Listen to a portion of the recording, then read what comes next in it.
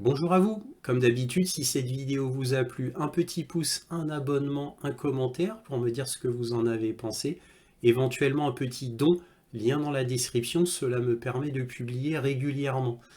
Donc là, c'est le point sur l'Ukraine du 17 juin 2024, deuxième partie. La première partie, c'était samedi dernier au 15 juin. Là, on va parler de trois sujets. Le troisième, ce sont des informations générales. Donc, on ne peut pas dire que ce soit vraiment un sujet.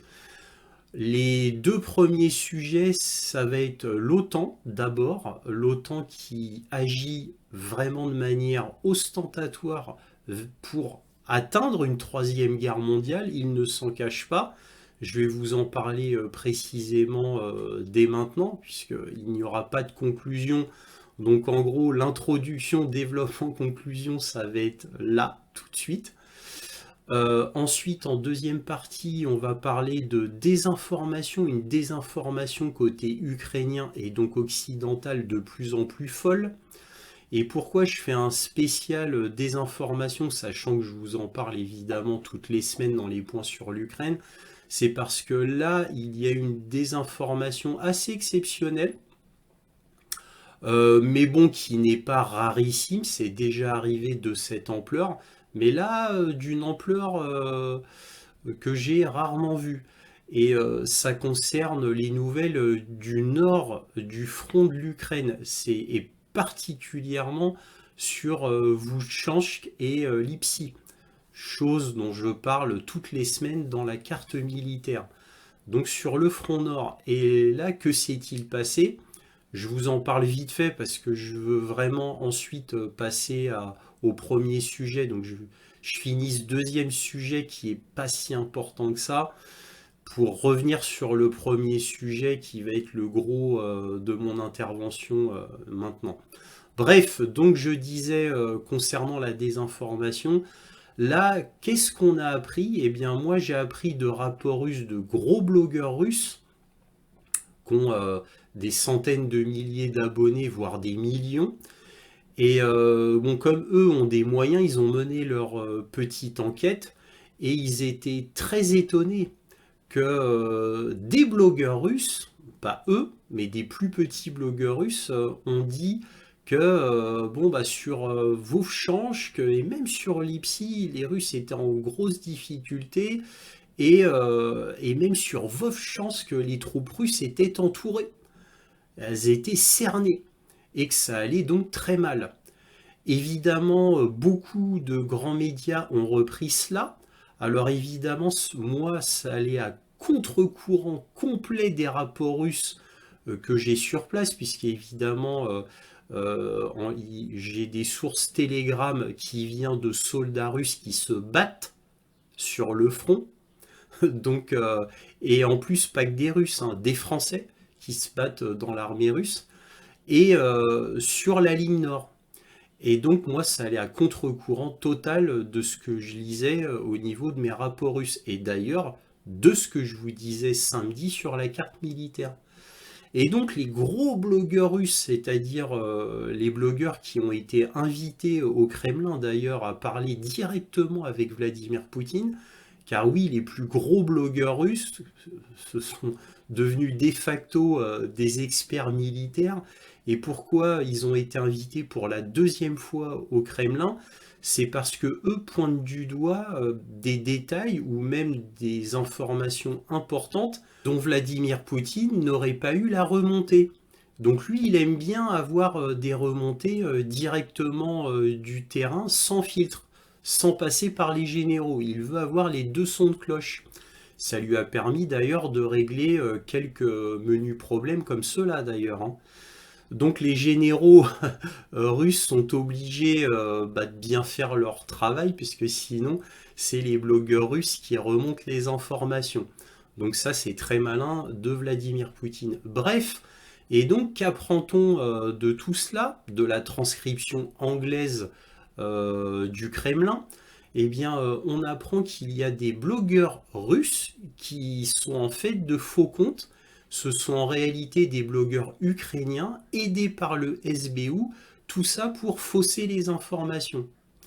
Alors, c'est pas la première fois que ça arrive, mais de cette ampleur, c'est la première fois à ma connaissance. Donc c'est très très intéressant parce que pour preuve, moi la semaine dernière, quoi, samedi dernier, moi les rapports c'était qu'il y avait un délitement de l'armée ukrainienne, que bon bah ils étaient pas formés, que c'était une chair à canon qui n'arrivait pas à recruter, et tout d'un coup l'armée russe serait mise en difficulté dans le nord. Alors que dans le Nord, bah, c'est une équipe de choc quand même, même si on comprend, et je vous l'ai déjà dit à plusieurs reprises, que c'est pas pour envahir Kiev, Kharkov et tomber sur le sud. Apparemment, c'est une force de diversion.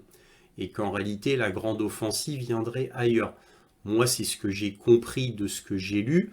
Peut-être que j'ai tort, mais c'est ce que moi j'ai compris personnellement. C'est qu'une force de diversion, là, l'offensive du Nord. Bref, donc c'est de la désinformation, tout simplement. Et c'est une désinformation qui va avec le reste. Je vous ai parlé des systèmes S300, S400 qui auraient été détruits par des attaques MS ou des roquettes HIMARS, venant d'HIMARS. Donc je vous avais démontré en image que cela ne pouvait pas être des S300 ou des S400, et des rapports russes ont confirmé. Des rapports russes, blogueurs russes, quand je dis rapports russes, c'est Telegram ou des sites directement de blogueurs russes. Bref, et donc bah, tout ça était logique. Ensuite, on a eu les Sukhoi 57. Donc là, on va regarder ça aussi en image en troisième partie de cette vidéo. Et alors là, pour le coup, c'est en image. Donc on verra des photos comme quoi les Ukrainiens ont menti, comme quoi il y aurait eu deux Sukhoi 57 détruits ou un détruit. Bref, on va voir ça et on voit que la désinformation est de plus en plus grande. Comme si ils étaient en état de panique et d'urgence et qu'il fallait qu'ils fassent plus de désinformation qu'ils n'en faisaient avant. Et donc là, on a ce dernier signe, puisque je vous ai dit que donc, ces blogueurs russes ont mené leur enquête et ont découvert qu'en réalité, c'était des sites ukrainiens. Et alors, eux, ils disent tenus par le SBU.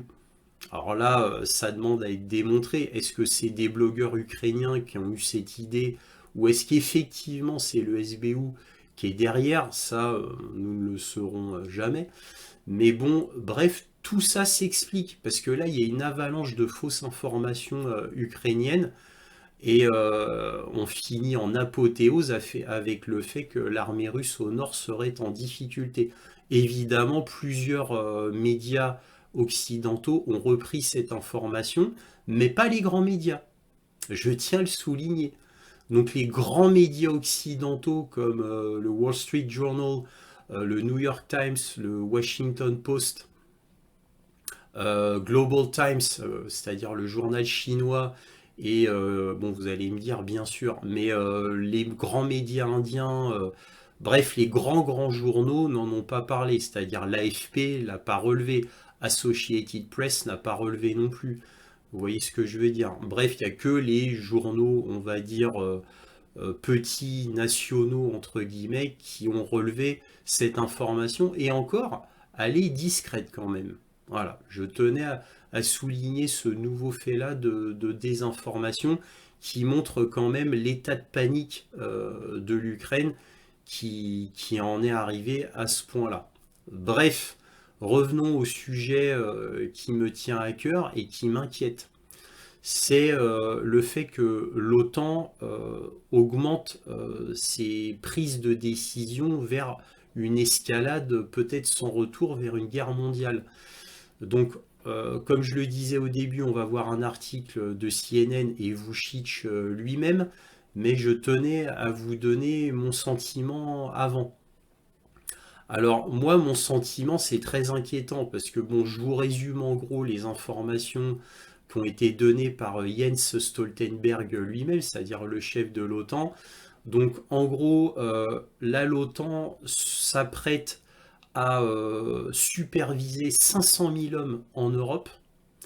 des missiles déjà prêts, pointés sur la Russie, des obusiers déjà mis en place, ou tout du moins être en train d'être mis en place sur toute la frontière, par exemple finlandaise, polonaise, roumaine, etc. Les F-35 se tiennent prêts. Alors tout ça n'est pas dans l'article de CNN, moi je vous fais un conglomérat de tout ce que j'ai lu. Jens Stoltenberg a prévu, a demandé à ses alliés que 40 milliards, l'équivalent de 40 milliards d'euros ou de dollars, soit prévu chaque année pour l'Ukraine. Voilà, c'est ce qu'il a demandé. Alors, est-ce que cela va être accepté ou non, je ne le sais pas. Et en plus, la Hongrie a déjà abdiqué.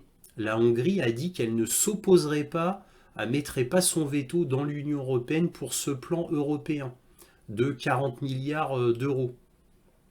Elle ne s'opposerait pas à cela. Donc ce qui est un très mauvais signe. Viktor Orban a juste dit qu'il ne participerait pas, mais il ne mettrait pas son veto. Tout ça est très inquiétant et bien entendu, ce qui est d'autant plus inquiétant, c'est la révélation du président Vučić, le président serbe. On va regarder la vidéo, on va le voir en direct. Donc, mais bon, je vous résume la vidéo. Donc, le président Vučić a dit que pour lui, il y aurait une troisième guerre mondiale dans 3 ou 4 mois, peut-être même avant. Et donc la Serbie se préparait en faisant des stocks de nourriture. Donc tout ça est très inquiétant. Alors peut-être qu'il joue les oiseaux de mauvais augure. Je ne le sais pas, mais en tout cas je vous donne l'information. Mais moi, de tous les rapports que je lis à l'international, et en particulier en Europe, ainsi que des rapports russes, eh bien tout ça est très inquiétant. Parce que moi, mon avis, c'est qu'il y a les Jeux Olympiques bientôt. La France a déjà dit publiquement, quoi, le gouvernement français a déjà dit publiquement qu'il craignait une vague de sabotage russe pendant les Jeux Olympiques. Donc moi, mon sentiment, et j'espère vraiment me tromper, mais complètement, et que je divague, je l'espère, j'espère qu'il ne va pas se produire ce que je crains. Et qu'est-ce que je crains? Je crains qu'il y ait une opération sous faux drapeau qui soit montée pendant les Jeux Olympiques, que l'on accuse la Russie et que la France déclare la guerre à la Russie. Car oui, tout ce que j'ai lu, parce qu'évidemment je ne peux pas vous dire tout ce que je lis, je lis tellement, tellement de rapports, incluant des rapports ukrainiens, hein, des rapports du Pentagone, des rapports du Kremlin, des rapports de la Turquie, des rapports qui viennent d'Afrique et principalement d'Algérie. Tout concourt à m'inquiéter beaucoup. Alors d'habitude, je ne vous dis jamais mes inquiétudes et mes peurs comme ça. Là, j'avoue que pour la première fois, je suis réellement inquiet. Au début de tout ce que vous pouvez comprendre dans mes points sur l'Ukraine, c'est que pour moi, à chaque fois, je vous dis, c'est des rodomontades des États-Unis, de l'Union européenne.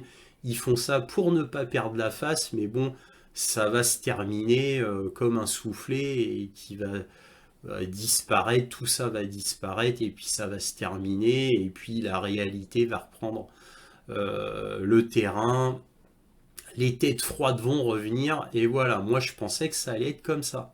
Malheureusement, de tout ce que je lis, tous les rapports que je lis du monde entier et du gouvernement français m'inquiètent beaucoup. Donc je crains fort une opération sous faux drapeau, je le répète, lors des Jeux Olympiques et que la France déclare la guerre à la Russie prenant prétexte, évidemment. Donc, parce qu'il y a trop de préparation, il y en a trop. Donc il y a eu d'énormes exercices qui ont coûté des centaines de millions de dollars en Pologne, mais aussi en Finlande, en Roumanie, quoi, sur tout le long quoi, de la frontière, avec, les pays les plus chauds, entre guillemets, Lituanie, Estonie etc. Il y a eu d'énormes exercices militaires et la Russie a répondu pourtant. Il y a eu un deuxième exercice énorme avec la Biélorussie à la frontière russo-ukrainienne d'armes nucléaires tactiques. C'est le deuxième exercice et dans la foulée, juste après, Vladimir Poutine envoie une flotte russe ainsi qu'un sous-marin d'attaque nucléaire à la Havane, avec évidemment le plein soutien de Cuba.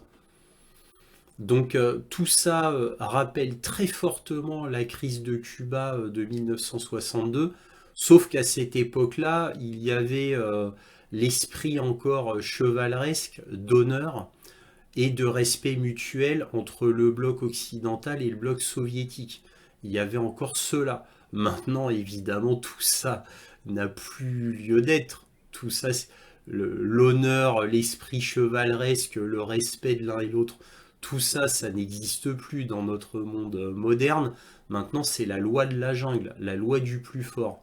Donc Vladimir Poutine a envoyé des signes extrêmement clairs.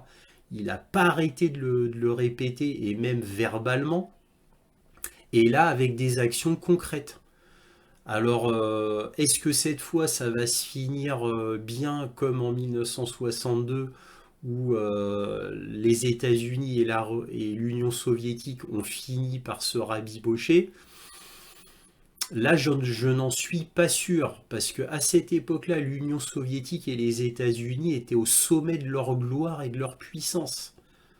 Alors que là, on a l'Occident qui est en pleine déroute, en déroute totale et même militaire, donc sociétale, économique et même militaire.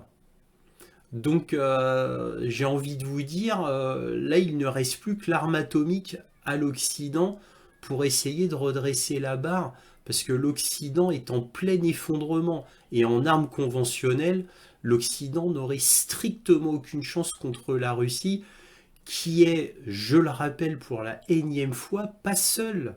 Elle a le soutien de l'Iran actif, de la Corée du Nord de manière très active, et de la Chine de manière très active. Et la Chine encore plus maintenant qu'il y a ne serait-ce que 2 mois. Donc la Russie, en fait, serait un bloc avec une coalition active, voilà, et non pas qu'un soutien politique. Évidemment, le Pentagone le sait très bien. Donc la seule chance, ce serait, dans le pire des scénarios, je dis bien le pire, hein, j'espère complètement me tromper, mais dans le pire des scénarios, il ne reste plus que l'affrontement nucléaire. Voilà, alors aux manières tactiques, hein, pas rayer l'Europe non plus de la Terre. Maintenant, voilà, c'est mon sentiment, d'après tout ce que je lis, on en prend vraiment le chemin, mais cette fois sérieusement, sérieusement. Voilà, pour moi, à chaque fois, je disais que c'était des rodomontades, que de la gueule, entre guillemets, si vous me permettez l'expression, afin de ne pas perdre la face. Mais là, pour moi, ça va beaucoup trop loin.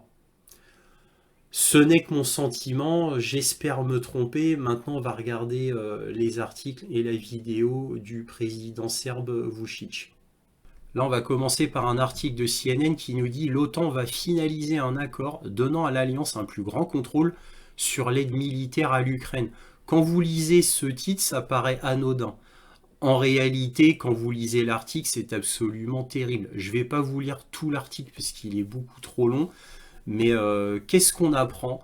On apprend en réalité que l'OTAN, étant donné qu'elle s'attend à ce que Donald Trump soit élu, ils sont en pure panique et ils se dépêchent de faire tout ce qu'il faut avant que Trump ne puisse tout arrêter.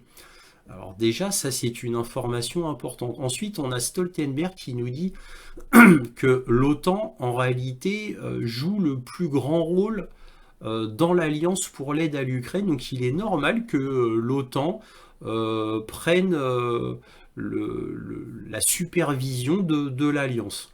Bon, en gros, ça veut dire, écoutez, vous les pays européens, c'est nous qui faisons le boulot, vous vous taisez et vous suivez le mouvement, sinon gare. Pourquoi je vous dis sinon gare? Ben parce que qu'est-ce qu'on apprend là-dedans? On apprend que la Hongrie, donc Viktor Orban, a immédiatement donné son accord. C'est-à-dire pas son accord, pardon. Il était en désaccord. La Hongrie ne participerait pas à cette alliance, mais qu'il ne mettrait pas son veto. Le veto de la Hongrie qui bloquerait tout ça. Hein. Et bien Viktor Orban a dit non, je bloquerai rien. Alors franchement, c'est très très décevant de la part de Viktor Orban, qui au final avait un grand pouvoir dans les mains et dont surtout le pouvoir d'arrêter tout cela. Et bon, bien sûr qu'il a subi d'énormes pressions, bien sûr, mais c'est la deuxième trahison que Orban fait concernant l'Ukraine et même avec ses relations avec la Russie. Hein. Orban, il avait débloqué 50 milliards d'aide à l'Ukraine. Hein. Je vous rappelle, il y a quelques mois de cela. Hein. Voilà. Autre information, on apprend que Stoltenberg a demandé que l'Europe donne 40 milliards d'euros par an aussi longtemps que nécessaire. 40 milliards d'euros par an. Voilà. C'est gigantesque. Est-ce qu'il y a un référendum au niveau des peuples européens? Non. Sachant que quels sont les pays principaux qui vont donner? Bah, comme d'habitude, ça va être l'Allemagne et la France. C'est eux qui vont payer pour une très grosse partie, bien évidemment. Donc on va être les dindons de la farce, comme d'habitude. Voilà. Donc c'est absolument inquiétant et extrêmement grave. Extrêmement grave. Voilà. Sans compter que là, il y a le montant du nouveau prêt à l'Ukraine de 50 milliards de dollars qui devrait être livré d'ici fin 2024. Donc là, il ne parlait dernièrement que des intérêts des avoirs russes qu'il volerait. Là, tout concourt pour montrer que, bon, bah, comme ça va être la Troisième Guerre mondiale, vous vous doutez bien qu'ils vont pas s'arrêter à ce détail. Même si ça va ruiner l'Occident au niveau des futurs investissements, qu'on va perdre toute réputation, qu'on va être vu comme des voleurs, on n'aura plus d'investissement en Europe et en Amérique du Nord, mais là on est à l'aube de la Troisième Guerre mondiale. Vous pensez vraiment qu'ils vont s'arrêter là? Donc là, tout est très inquiétant. Moi, je pensais que, étant donné que le monde entier, hors Occident, avait averti qu'il ne fallait surtout pas toucher aux avoirs russes, là, je pense que ces 50 milliards de prêts, c'est du grand guignolesque. Hein. Prêt, bien sûr que l'Ukraine ne remboursera pas un copec. Jamais l'Ukraine ne remboursera quoi que ce soit de ce que les États-Unis ont donné ou de ce que l'Europe a donné, alors que l'Ukraine est censée rembourser. Voilà. Et pourtant, en même temps, l'Union européenne fait le forcing pour que l'Ukraine fasse de manière exceptionnellement partie de l'Union européenne en version ultra accélérée. Vous voyez tous les indices qu'on arrive à avoir ici et là, tous les faits qui s'additionnent et s'accumulent, hein, qui donnent un faisceau très très inquiétant de faits qui tout mène vers la Troisième Guerre mondiale. Alors j'espère que ça va se dégonfler comme une baudruche, qu'on aurait percé, je l'espère, mais en tous les cas, tout concourt à ce que ça soit extrêmement inquiétant. Et attendez, c'est pas fini. Alors là, du journal Alterna, on apprend président de la Serbie, nous aurons une guerre mondiale d'ici 3 ou 4 mois. Là, vous voyez le président serbe Vučić qui dit à un journaliste lors d'un entretien: le train a quitté la gare et personne ne pourra l'arrêter. Concernant la situation en Ukraine et le fait qu'il y ait un éventuel conflit mondial. Donc quand il parle du train qui a quitté la gare, pour lui, il parle du conflit mondial, hein, je tiens à le préciser. Donc voilà, donc c'est extrêmement inquiétant. On va regarder la vidéo où vous allez voir. J'espère que Vučić a tort. Alors je vais vous montrer un extrait de la vidéo où Vučić s'adresse à un journaliste qui lui demande qu'est-ce qu'il pense du conflit États-Unis, Ukraine, Russie. Hein, l'Union européenne, c'est à la marge. Donc en gros, États-Unis, Russie, pour parler le vrai. Et là, Vučić dit que dans 3-4 mois, pour lui, il y aura une guerre mondiale. Alors évidemment, ce n'est que son sentiment, bien sûr, et il précise aussi que son pays se prépare à faire des stocks de vivres au cas où. Donc il est extrêmement inquiet. Alors je vous résume un petit peu avant de vous montrer quelques minutes, parce que ce serait trop long de vous montrer tout. Mais voilà ce qu'il dit en substance, donc il est vraiment très inquiet, parce que pour lui, l'Occident ne veut pas perdre la guerre, la Russie ne veut pas perdre la guerre, donc il ne peut y avoir que deux options, donc un perdant, un gagnant, mais dans tous les cas, ça sera problématique, et le pire évidemment c'est s'il y a deux perdants. S'il y a deux perdants, bah, ça veut dire en gros la fin du monde. Voilà, bon, je vais vous traduire au fur et à mesure, comme je peux, le président Vučić. Train has left the station and no one can stop it. Donc là, le train est parti de la gare et personne ne peut l'arrêter. And it looks like that, and I Cela believe that ressemble we à are ça. getting close Je pense que nous nous approchons to the last days of possible rethinking and reconsidering of everything that is. Je pense que nous connaissons les derniers jours pour reconsidérer tout cela concernant l'Ukraine. Là, on atteint bientôt un point de non-retour concernant d'éventuelles reconsidérations quant à la situation de l'Ukraine. Is happening in Ukraine. If those big powers don't do anything in a short period of time, yes, Si les grandes puissances ne font pas bientôt quelque chose, je pense pretty much certain that we'll face a real disaster. que nous allons faire face à un vrai désastre. If you bet Si vous pariez sur le fait que the quelqu'un fact that someone is bluffing, est en train de it means that bluffer, you have no better cards. cela veut dire que vous n'avez pas de meilleures cartes. Donc là, il parle quelqu'un en train de bluffer. Il parle de Poutine qui blufferait. Et donc l'Occident qui pense que en fait Poutine fait de la gesticulation. Mais pour Vučić, ça veut dire que l'Occident n'a pas de meilleure carte que la Russie. En gros, est faible. But you just believe that the other side has weaker cards. Et donc vous assumez, vous espérez que l'autre a des cartes plus faibles. Et vous n'êtes pas sûr concernant ce fait-là, parce And you're que not sure about it because you don't know and you vous didn't ne see. savez pas. Et vous ne voyez pas quelles sont les cartes de l'adversaire. His or their cards. Everybody is speaking only about war. Tout le monde ne parle que de guerre. Nobody wants to reach the peace. Personne Nobody ne veut speaks about atteindre la paix. Personne ne parle de la paix. peace. Peace is almost a forbidden word. La paix est presque un mot interdit. Le mot paix est Please presque un mot notice interdit. this. S'il vous plaît, remarquez cela, parce qu'ils disent qu'ils ont Because they besoin, say we need to win in order to secure ils ont besoin de gagner afin de sécuriser une paix future. future peace, but nobody is speaking about a peace. Mais personne ne parle de la paix. Et ensuite, And then, okay, you negotiate it. vous négociez, vous parlez de la paix, ensuite vous négociez cette paix. But you have the other side. You have to have the other side on the table as well.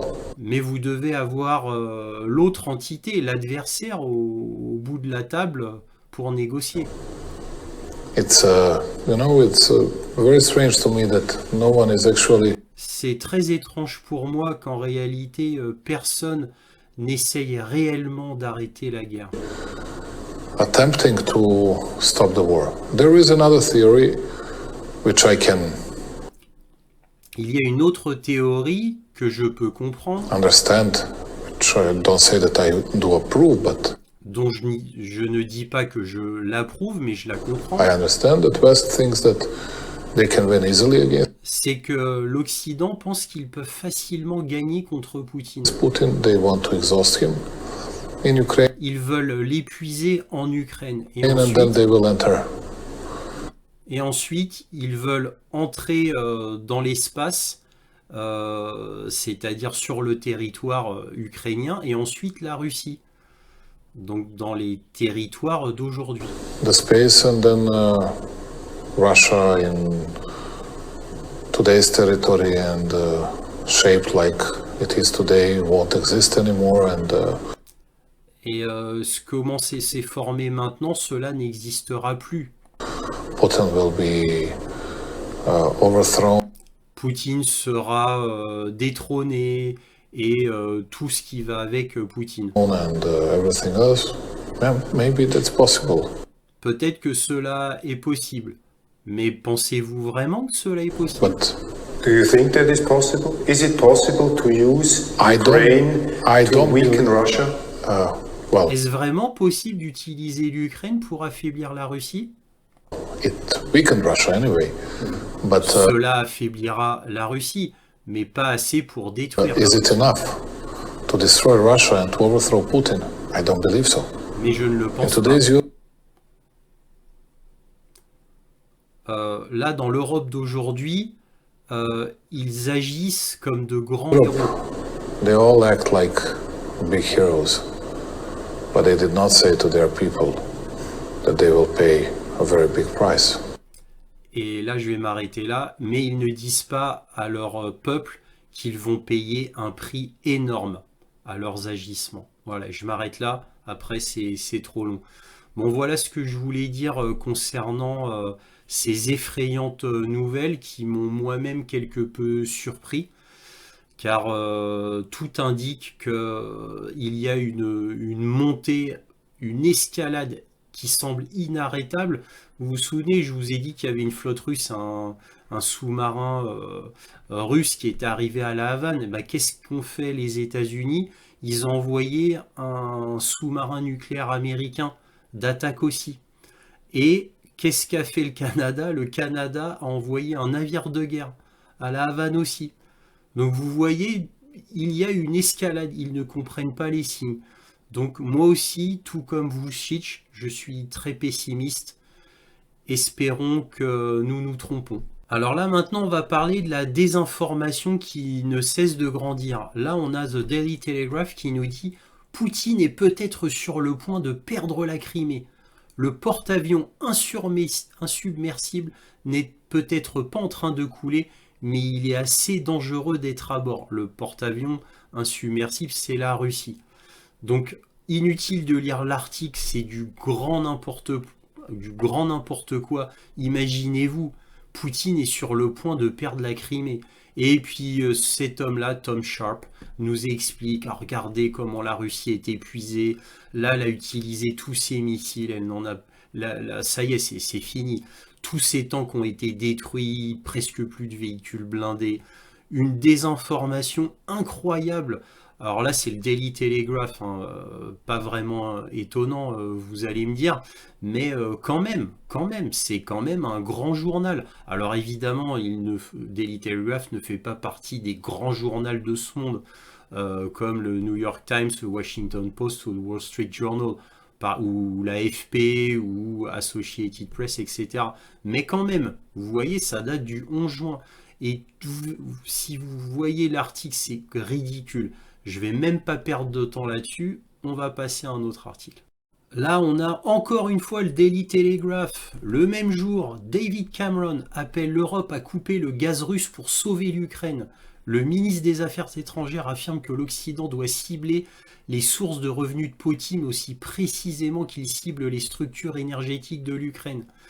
Et là, quand il parle, doit cibler les sources de revenus de Poutine et appelle à l'Europe, en fait, il cible la France, la Belgique et l'Espagne, qui sont d'énormes importateurs de gaz russe. Et oui, en réalité, la France, la Belgique et en particulier l'Espagne importent énormément de gaz russe pour sauver l'Ukraine. Donc ça ferait une crise énergétique sur la crise énergétique en Europe. Ce serait une catastrophe totale. Mais bon, c'est pour sauver l'Ukraine. Voilà. Parce que ça va taper dans le porte-monnaie des Russes. Mais qu'en est-il des Européens? Les Européens vont être complètement à la rue, entre guillemets. Donc, on a eu les Nord Stream et maintenant on aurait ça. Donc, vous voyez, ça mettrait complètement à plat l'Europe. Mais voilà ce qu'il réclame, lui, David Cameron. Donc, c'est un clown ridicule et irresponsable. Ou peut-être, comme je vous le dis souvent, peut-être que c'est fait exprès, cette destruction des pays de l'Europe.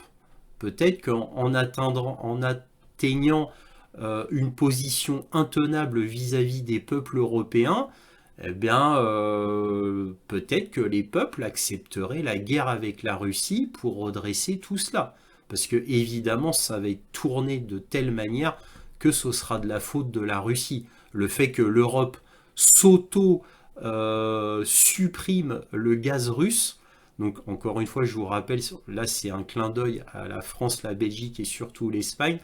Eh bien, elle va s'auto-détruire, mais ce sera de la faute de la Russie. Voilà comment ce sera tourné. Donc là, nous allons voir en image l'affaire des Sukhoi 57 et après cette analyse en image, nous allons voir un article de Ukrainska Pravda concernant les deux Sukhoi 57 qui auraient été détruits. Donc on va analyser ça point par point. Alors là, vous voyez une image de Sukhoi 57 pour que vous voyez à peu près la tête que ça a.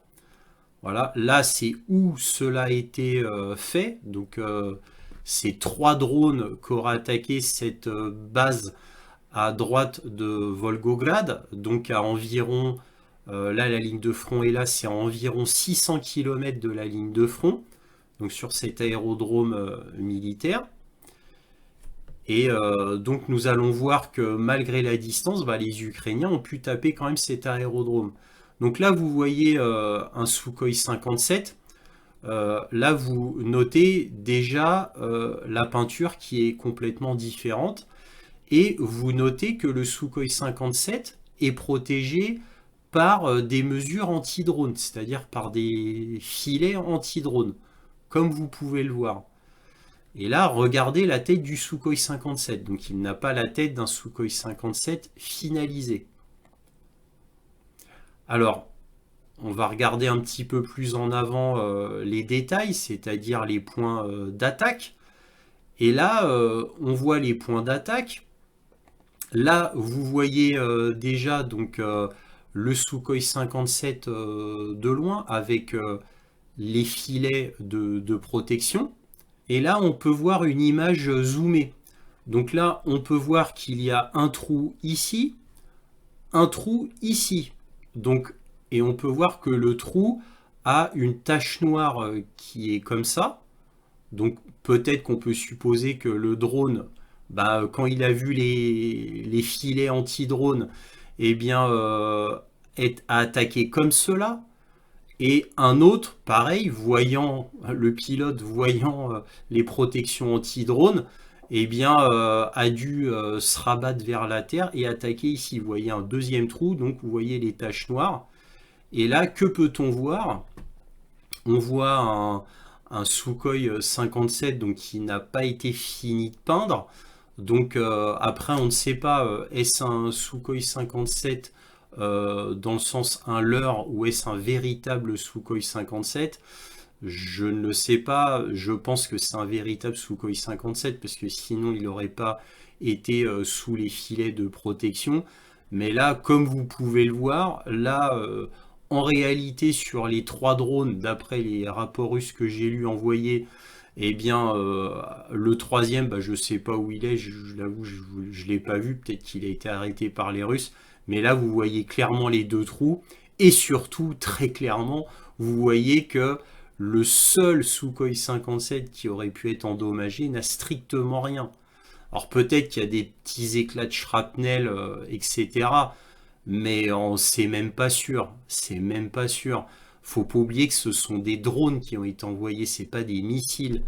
Donc, à mon avis, l'avion, il a quasiment rien.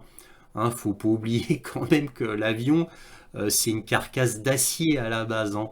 Donc, et vu là où les drones ont atterri, sans compter que l'avion est protégé par un filet de protection, là le drone il doit être peut-être, je sais pas, à 5 ou 6 mètres. Là, pareil, 5 ou 6 mètres, à vue de nez comme ça. Donc, à mon avis, l'avion n'est que très très légèrement endommagé. Je dirais même éraflé, et pas plus, d'après les images données par l'Occident. Hein. C'est pas des images russes. Hein. Voilà, donc je tenais à souligner ça, ça fait partie de la désinformation, et là vous avez la preuve en images tout simplement. Alors là, un article de Ukrainska Pravda qui nous relate l'affaire des Sukhoi 57 russes, j'ai été vraiment étonné. Hein. Vous allez voir pourquoi. Deux Sukhoi 57 russes pourraient avoir été touchés par une récente attaque ukrainienne dans la région d'Astrakhan. Ça date du 9 juin. Vous voyez le Sukhoi 57. Là, c'est un Sukhoi 57 finalisé. Hein. Vous avez noté les peintures. Hein, sachant que les peintures sont strictement les mêmes pour tous les Sukhoi 57. Je le précise comme ça. Donc là, vous notez l'emploi du conditionnel. Pourrait avoir été touché. C'est étonnant. Là, on dit, les services de renseignement de défense ukrainiens ont rapporté que deux avions de combat polyvalents, c'est-à-dire multirôles, Sukhoi 57, auraient pu être touchés en même temps sur l'aérodrome d'Atkubinsk, dans l'oblast russe d'Astrakhan. Les données sont en cours de clarification. Les rapports préliminaires indiquent que deux avions Sukhoi 57 auraient pu être touchés. Alors là, je n'ai pas compris. Comment ça se fait que Ukrainska Pravda est tout d'un coup fait du plus ou moins vrai journalisme, c'est-à-dire est prudent dans les affirmations faites par les rapports ukrainiens. Pour une fois, ils sont prudents. Alors, moi, j'ai ma réponse. C'est que c'est faux, bien évidemment. Et là, en fait, c'est tellement faux. Et comme il y a des images qui le prouvent, ils sont obligés d'être très prudents pour ne pas complètement se décrédibiliser quand même. Donc, voilà ce qu'on pouvait dire sur cette affaire des deux Sukhoi qui auraient été touchés. Ou un détruit ou deux détruits, hein, peu importe. En réalité, dans les journaux occidentaux, ils sont bien plus péremptoires que Ukrainska Pravda. Ô ironie de la situation. Bon, je vous montre quand même un article de Associated Press, c'est-à-dire un des plus prestigieux journaux du monde, qui nous dit: l'Ukraine affirme avoir heurté un avion de chasse de pointe au cœur de la Russie. Donc là, bon, Associated Press fait son travail. Donc voilà, l'Ukraine a déclaré dimanche que ses forces avaient frappé un avion de guerre russe ultramoderne stationné à près de 600 km de la ligne de front. Les services de renseignement militaire de Kiev a partagé des photos satellites montrant, selon lui, les conséquences de l'attaque. Si elle est confirmée, il s'agirait de la première frappe réussie de l'Ukraine contre un Sukhoi 57. Sur une photo, on peut voir des traces de suie noire et de petits cratères parsemant une bande de béton autour de l'avion stationné.